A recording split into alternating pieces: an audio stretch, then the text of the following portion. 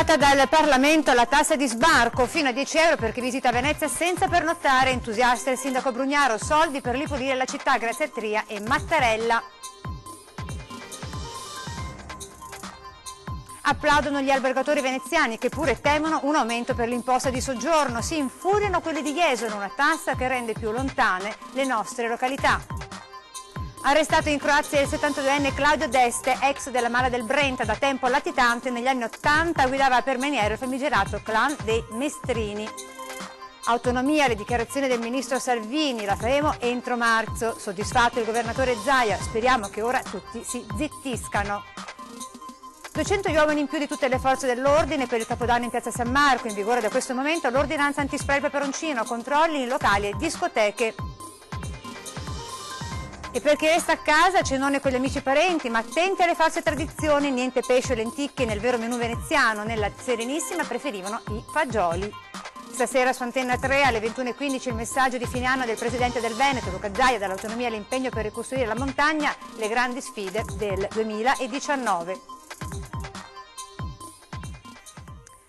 Buonasera, bentrovati in diretta con l'edizione veneziana dei nostri telegiornali. L'avete sentito dai titoli in apertura, la nuova tassa approvata dal Parlamento, la tassa di sbarco per chi viene a visitare Venezia senza dormire in città. Naturalmente esulta il primo cittadino, il sindaco Luigi Brugnaro. Vediamo. Il contributo di sbarco nel centro storico di Venezia è legge dello Stato. Grazie prima di tutto al Presidente della Repubblica e al Ministro delle Finanze Tria per averlo voluto inserire nella legge di bilancio. Visibile la soddisfazione del sindaco Luigi Brugnaro all'indomani dell'approvazione della tassa di sbarco per i turisti giornalieri a Venezia, votata all'interno della manovra finanziaria. A partire da luglio 2019 il Comune potrà tassare da un minimo di 2,5 a un massimo di 10 euro le persone che verranno a visitare la città senza passarvi la notte. A riscuotere l'imposta, alternativa a quella di soggiorno, saranno le compagnie che gestiscono i mezzi per giungere in città, dai treni alle navi ai pullman turistici, tramite una maggiorazione sul prezzo del biglietto. A loro spetterà poi il compito di girarla all'amministrazione. Un provvedimento molto importante per la nostra città perché i costi per pulire il centro storico e per la sicurezza del centro storico sono costi veramente speciali che in tutti questi anni sono stati sostenuti dai veneziani. Grazie, perché questo ci aiuterà a gestire meglio la città, a tenerla pulita e a poter offrire quei servizi agli ospiti che verranno a visitarla sempre più di avanguardia e consentire prima di tutto ai veneziani di poter vivere più decorosamente. L'amministrazione comunale avrà tempo fino al 28 febbraio per approvare un'integrazione di bilancio che fissi gli importi e preveda il gettito della nuova tassa, oltre a definire nel dettaglio le modalità di applicazione e soprattutto i criteri per le esenzioni. Sicuramente esclusi residenti, lavoratori e studenti degli atenei veneziani. Tra le ipotesi quella di estendere l'esenzione a tutti i possessori di tessera Venezia Unica, ai residenti della città metropolitana o forse dell'intero Veneto. Sarà a nostra cura dell'amministrazione nei prossime settimane per predisporre un regolamento che tenga conto proprio, metta davanti i residenti, gli studenti, i lavoratori e tutti quelli che hanno titolo per entrare in città e per viverla. Agli altri, alle persone che verranno a visitarla, chiederemo appunto un contributo per tenerla pulita e per tenerla sicura. E su questa novità di portata storica per la città di Venezia sentiamo il commento del nostro direttore Luigi Bacialli. Finalmente Venezia non dovrà piangere miseria come ha fatto negli ultimi decenni. Questa tassa di sbarco consentirà di far arrivare in città le risorse necessarie a quelle cure di cui una vecchia signora fragile e malandata ha bisogno. Quindi soddisfazione del Consiglio Comunale e del Sindaco Brugnaro in particolare, una certa diffidenza da parte degli albergatori anche veneziani che dicono ma l'importante è che non aumentino anche la tassa di soggiorno perché ticket di sbarco dai 2,5 ai 10 euro più una tassa di soggiorno aumentata, allora tirerebbero il freno tutte le agenzie di viaggio e soprattutto quei turisti che saranno colpiti arrivando a Venezia con mezzi di trasporto, non essendo residenti a Venezia ovviamente nel Veneto, arrivando da fuori saranno colpiti da questo balzello, quindi che arriva in aereo, in treno, in autobus, con i pullman, insomma se non è residente qui e se soprattutto è un turista mordi e fuggi, cioè che non pernotta in città, allora sarà colpito. Hanno protestato gli albergatori di Jesolo perché dicono, e anche altri albergatori protesteranno probabilmente, perché dicono noi abbiamo proprio quei turisti che vengono a Jesolo in altre località e poi vanno a Venezia in giornata e tornano a Jesolo, quindi questo potrebbe, diciamo, indurre i turisti, le famiglie, ma le agenzie di viaggio a non puntare su certe zone. Ma vedremo, questa misura dovrebbe entrare in vigore dal luglio del 2019, il Consiglio Comunale ha tempo fino al 28 febbraio per, diciamo, precisare questa grande novità. L'importante è che, insomma, questa misura non colpisca coloro che vivono a Venezia, gli studenti, i lavoratori, tutti coloro che sono pendolari, insomma non è che debbano pagare questa tassa. C'è da chiedersi come si farà a distinguere il turista che pernotta a Venezia da quello che non pernotta a Venezia. Insomma, troveranno un sistema e questo balzello sarà, non so, sul biglietto dell'autostrada, sul biglietto aereo, sarà come dire, trattenuto dalle Ferrovie dello Stato, e come si farà anche lì a decidere chi è il turista che pernotta fuori o dentro città, lo vedremo. Insomma, sta di fatto che era una misura importante che probabilmente migliorerà la classe turistica, nel senso che non arriveranno più troppi barbari, 24 milioni all'anno che calpestano questa città senza pagare nulla, e Venezia è un museo a cielo aperto e per entrare bisogna pagare qualcosa. In America per vedere uno sputo dall'acqua che viene spacciato per un geyser si pagano $10 e altre attrazioni di questo genere. A Venezia si entra gratis, la si fa per le strade, per le calli, per i campielli e lungo i rii, e si fanno cose che abbiamo documentato anche con il nostro video. Quindi è una misura importante e vedremo come sarà applicata, perché poi l'importante è capire soprattutto come sarà messa in pratica. E così, come ha appena detto il nostro direttore nel suo editoriale, questa nuova tassa, la tassa di sbarco, se da una parte preoccupa gli albergatori veneziani, dall'altra fa letteralmente infuriare quelli di Jesolo. Vediamo. Da sempre fieri avversari del turismo mordi e fuggi, gli albergatori veneziani applaudono all'introduzione della tassa di sbarco. Ma non mancano preoccupazioni per la nuova norma che consente al Comune di Venezia di derogare agli importi massimi consentiti a livello nazionale per la tassa di soggiorno, portando il tetto a €10 a notte per persona. Ci preoccupa molto evidentemente perché veniamo da un anno estremamente negativo, gli alberghi portano una diminuzione di fatturato del 15% circa e quindi un'ulteriore tassazione con l'aumento della tassazione con la tassa di soggiorno sarebbe effettivamente negativo. Abbiamo già chiesto di parlare col sindaco, ma sono certo che è solo un aumento di possibilità, ma in realtà non c'è l'intenzione del Comune di portare a €10 la tassa di soggiorno. Di segno totalmente negativo invece la reazione degli albergatori iesolani. Alberto Maschio, presidente di AIA, agita lo spettro del conflitto di interesse tra il Brugnaro sindaco di Venezia e il Brugnaro sindaco metropolitano. Dovrebbe tutelare tutti i comuni, tuona, invece siamo passati dalla possibilità di realizzare una linea nautica diretta tra le due località a una nuova tassa, di cui certo non avevamo bisogno. Il turismo è il principale settore economico della nostra regione, ma continua a essere considerato nulla più di un mercato da spremere.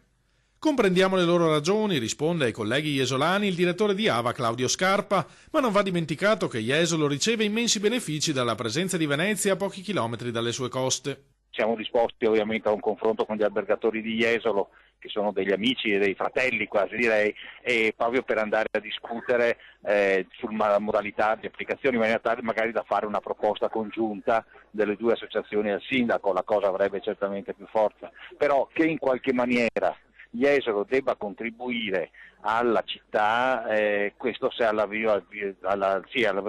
possibilità di vivere della città e c'è bisogno di soldi per questo, è evidente che è giusto e sono sicuro che loro stessi lo capiscono. E adesso con la pagina della cronaca andiamo a Zagabria in Croazia, dove è stato arrestato un latitante, cioè l'ex affiliato della banda Maniero. Vediamo di chi si tratta nel prossimo servizio. ex affiliato alla Mala del Brenta, da tempo latitante, è stato rintracciato e arrestato a Zagabria dalla polizia croata su indicazione della squadra mobile di Venezia e del servizio centrale operativo della Polizia di Stato. Si tratta di Claudio D'Este, 72 anni. Deve scontare una pena detentiva di 10 anni, 3 mesi e 16 giorni di reclusione per spaccio di stupefacenti. L'arresto su mandato europeo emesso dalla Procura Antimafia di Trieste. D'Este è stato rintracciato con i familiari mentre usciva dalla sua abitazione nella capitale croata. Gli agenti lo hanno fermato e condotto in auto per metterlo a disposizione dell'autorità giudiziaria. Claudio D'Este è stato legato alla banda di Felice Maniero, in particolare al clan dei Mestrini, gestendo il traffico di droga acquistata all'estero e distribuendola in Veneto. Arrestato per la prima volta nel 1976 per detenzione e porto abusivo di armi, durante la detenzione ha accumulato numerose condanne emesse dai tribunali di Venezia e Trieste per complessivi 17 anni e 10 mesi, divenute definitive nel 2000. Ma scarcerato da Padova nel 99 con l'indulto, ha cominciato la sua latitanza, rendendosi così irreperibile e sottraendosi all'esecuzione delle condanne. E adesso in primo piano l'autonomia del Veneto, con le parole del vice premier Matteo Salvini, che ha detto la faremo entro marzo. Soddisfatto naturalmente il presidente del Veneto, Luca Zaia. Una rivoluzione non si fa in un quarto d'ora e comunque avevamo detto entro l'inverno, che finisce con il 21 marzo. Tra l'altro il mio compleanno è il 9 marzo, per cui sarebbe un bel regalo per me, lombardo, che ho votato il referendum.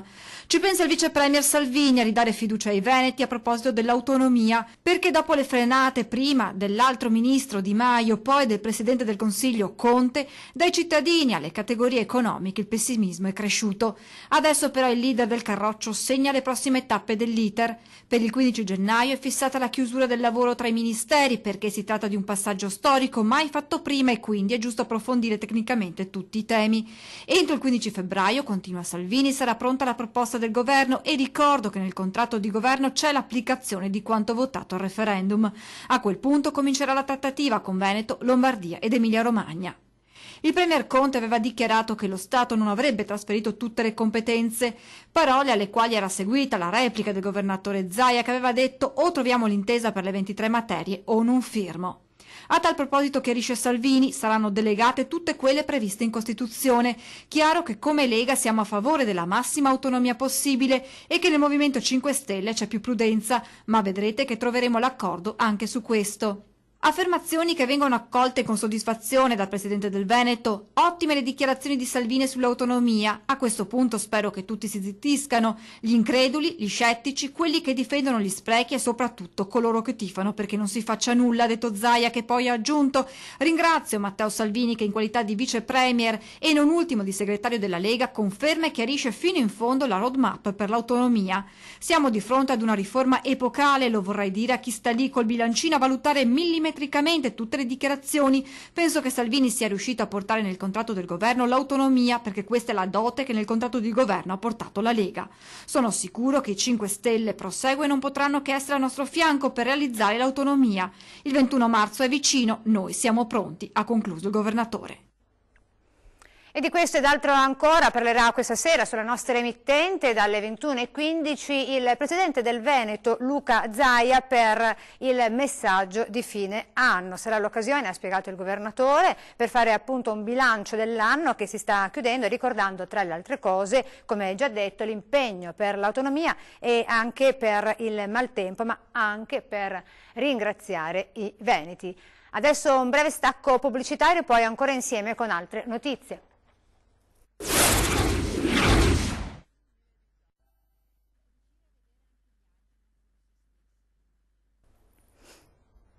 Ben ritrovati in diretta con l'informazione veneziana dei notiziari di Antenna 3. In attesa del bacio di mezzanotte, questa sera in piazza San Marco, l'inevitabile assalto alla città storica per il Capodanno è già cominciato da alcune ore. Imponenti le misure di sicurezza messe in campo per naturalmente evitare incidenti. Abbiamo avuto dei rinforzi per garantire un Capodanno sereno sia a Venezia che a Mestre che a Jesolo e che anche in altre realtà. C'è un ingentissimo numero di personale che raccoglie tutte le forze di polizia, quindi l'Arma dei Carabinieri, la Guardia di Finanza, la Polizia locale, e ovviamente la Polizia di Stato. 200 uomini in più per garantire il massimo della sicurezza possibile al Capodanno veneziano. Piazza San Marco, come sempre, sorvegliata speciale per l'ormai tradizionale bacio di mezzanotte. Il dispositivo stabilito dal Comitato Provinciale per l'Ordine e la Sicurezza Pubblica è già entrato in funzione da 24 ore con le modalità già testate per gli altri grandi eventi di questo 2018, dal Carnevale al Redentore.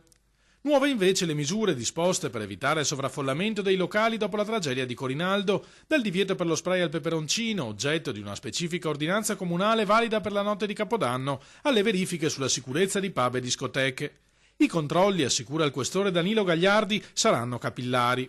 Congiuntamente a funzionari dei Vigili del Fuoco ci sarà personale della Polizia Amministrativa dell'Ispettorato del Lavoro che attueranno insieme alla Guardia di Finanza dei team per andare a fare dei controlli preventivi nei locali che riteniamo saranno densamente affollati di giovani che aspetteranno lì il Capodanno. Questo per garantire un serenissimo inizio 2019.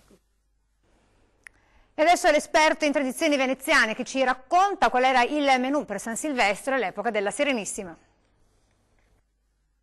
Se cominciava facendo il bagnare dell'ultimo anno, che sarebbe a pasta e fasioi con dentro il musetto e code, dopo aver mangiato pasta e fasioi, appunto si mangiava il musetto con i fasioi e poi i vecchiotti e il purè. Questo dunque il menù della tradizione veneziana, almeno tra le famiglie meno abbienti.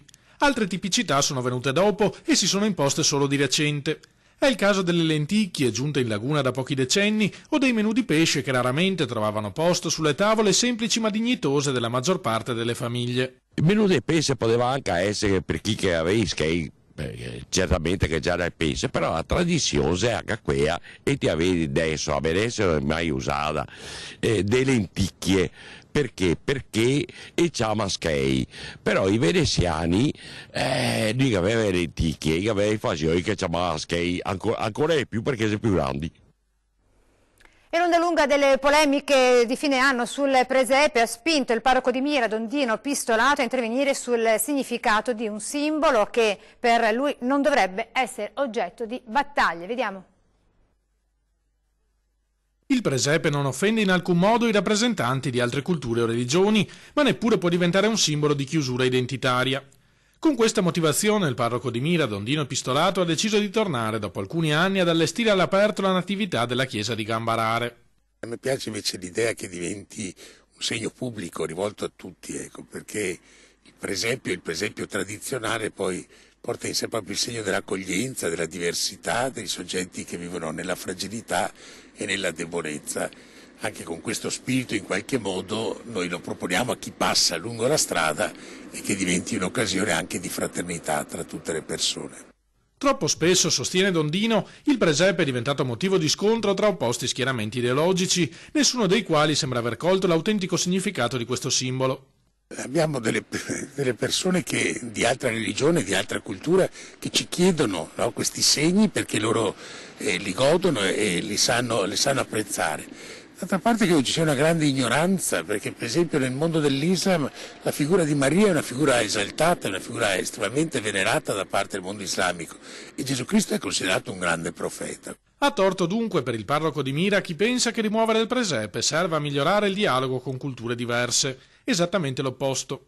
Io ho avuto la fortuna di girare tanti paesi del mondo, mondi buddisti, mondi musulmani e via dicendo, e loro presentano sempre le loro tradizioni, le loro forme di cultura che considerano importanti, e credo che hanno lo stesso identico rispetto nei confronti nostri. Credo che ci aiuta a creare dialogo, non invece separatezza. Adesso le immagini del presepe della famiglia Renzo Alessio di Favaro, Veneto.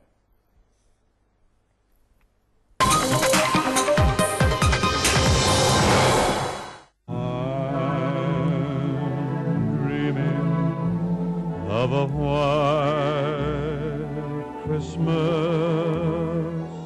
Quest'anno ho pensato che, anche sentendo la predica in chiesa, che la luce per il mondo parte dalla capanna, insomma, dalla nascita di Cristo. E quindi ho predisposto il mappamondo, l'ho tirato via da un piedistallo, l'ho appeso là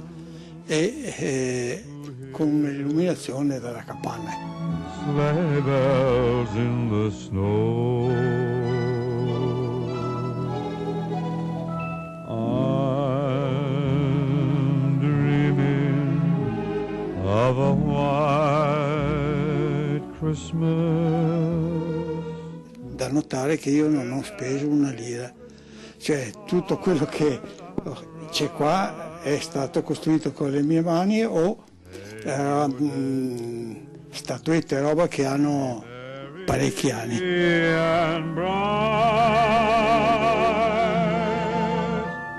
And may all your Christmases be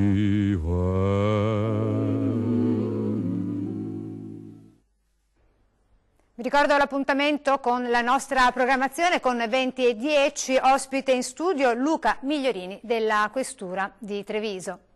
È tutto per questa edizione veneziana, da parte mia e di tutta la redazione gli auguri per una buona fine e un buon inizio. Ci salutiamo con le previsioni del tempo, arrivederci.